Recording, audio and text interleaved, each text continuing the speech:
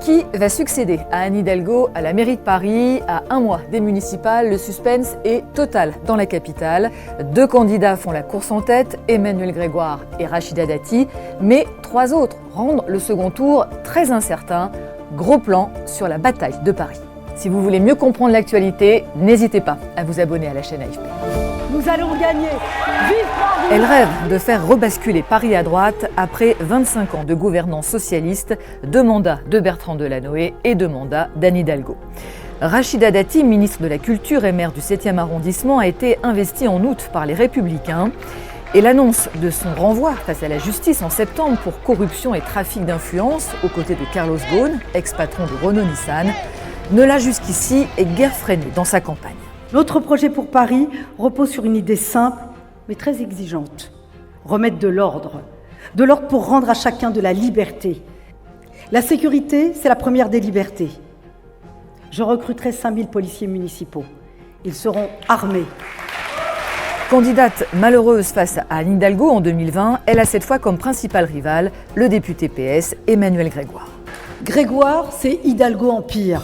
Grégoire et Hidalgo, l'histoire est compliquée. Il a été son fidèle bras droit pendant 6 ans, longtemps considéré comme son héritier naturel.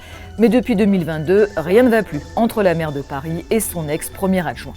Au point que lorsqu'Anne Hidalgo a annoncé fin novembre renoncer à briguer un 3e mandat, elle a désigné le sénateur Rémi Féraud pour lui succéder, déclenchant une primaire fratricide remportée par Emmanuel Grégoire en juin dernier.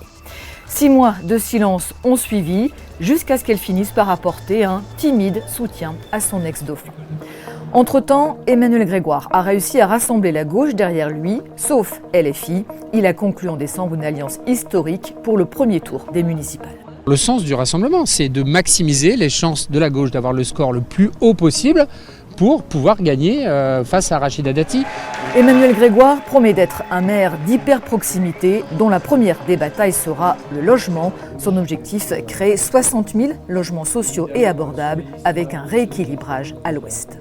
On veut imposer un récit d'espoir et d'optimisme dans lequel chacune et chacun a sa place, quelle que soit sa condition, quels que soient ses moyens, chacun sera respecté. Emmanuel Grégoire marche sur un fil entre l'héritage Hidalgo qu'il ne peut renier et sa volonté d'incarner une rupture.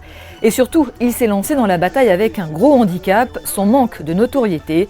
Quand il se promène sur ce marché avec l'ancien maire Bertrand Delanoë, ce n'est pas lui qu'on reconnaît. Bonjour madame. Ah non, allez, qui vous êtes? Emmanuel Grégoire, je suis candidat pour être maire de Paris. Avec Bertrand Delanoë et monsieur le maire du écoutez, je suis obligé de... Vous devez me dire bonjour du coup. Ah, on l'aimait bien. Bonne année, madame. Un déficit de notoriété évidemment d'autant plus problématique quand on a en face de soi une machine de guerre médiatique comme Rachida Dati qui n'hésite pas à poster sur les réseaux sociaux des vidéos où on la voit sur un camion poubelle comme un certain Donald Trump. Et pour cette élection, la notoriété joue un rôle encore plus déterminant car le mode de scrutin change à Paris comme à Lyon et à Marseille et les électeurs vont participer plus directement au choix de leur maire. Jusqu'ici, ils se prononçaient uniquement au niveau de leur arrondissement. Cette fois, ils vont glisser 2 bulletins dans l'urne, l'un pour le conseil d'arrondissement et l'autre pour le conseil municipal.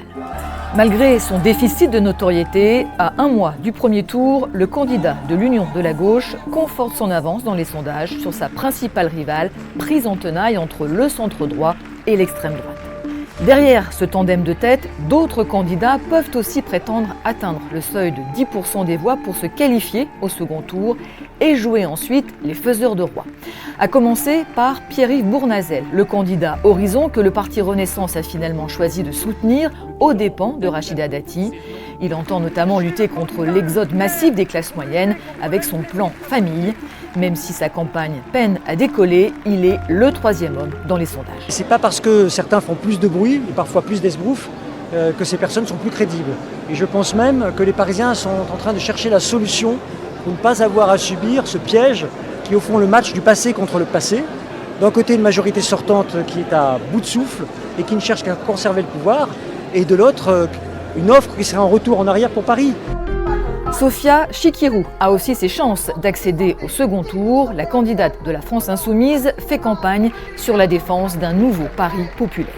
Paris est devenu beaucoup trop cher. Les gens n'y arrivent pas. Quand on consacre près de 50%, voire plus de 50% de son revenu à payer un loyer, on ne peut pas vivre correctement à Paris, on ne peut pas se projeter. Donc le logement est une priorité des priorités. Enfin, 5e candidate qui pourrait s'inviter au second tour, celle du parti Reconquête d'Éric Zemmour. Avec son slogan rassurant « La ville heureuse », Sarah Knafo distance dans les sondages l'autre candidat d'extrême droite, le RN Thierry Mariani, au point de franchir le seuil des 10% en mordant sur l'électorat de Rachida Dati. Merci à vous. L'eurodéputé entend mettre fin à la gabegie dans la capitale avec un plan d'économie de près de 10 milliards d'euros. Pour réussir à les trouver, premièrement, il faut diviser les effectifs de la mairie par 2. Ce que nos compatriotes doivent savoir, c'est qu'à la mairie de Paris, on a 55 000 personnes qui y travaillent. C'est 2 fois plus que dans l'ensemble des préfectures de France.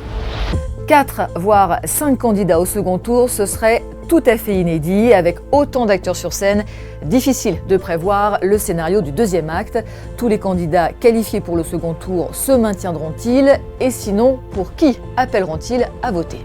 Un gros point d'interrogation sur quelles vont être les éventuelles alliances de second tour. Est-ce que les états-majors vont donner des consignes? Est-ce que les candidats localement vont respecter ces consignes? Est-ce que les électeurs ensuite vont respecter ces consignes ou avoir voté en leur âme et conscience différemment? Je trouve que ce scrutin parisien reflète vraiment ce qui se passe au niveau national. Face à tant d'incertitudes, Rachida Dati ne cesse d'appeler le camp Bournazel au rassemblement, en vain pour l'instant. Si jamais on est dispersé, c'est la même équipe, mais en pire. Donc nous, on n'est pas sectaires.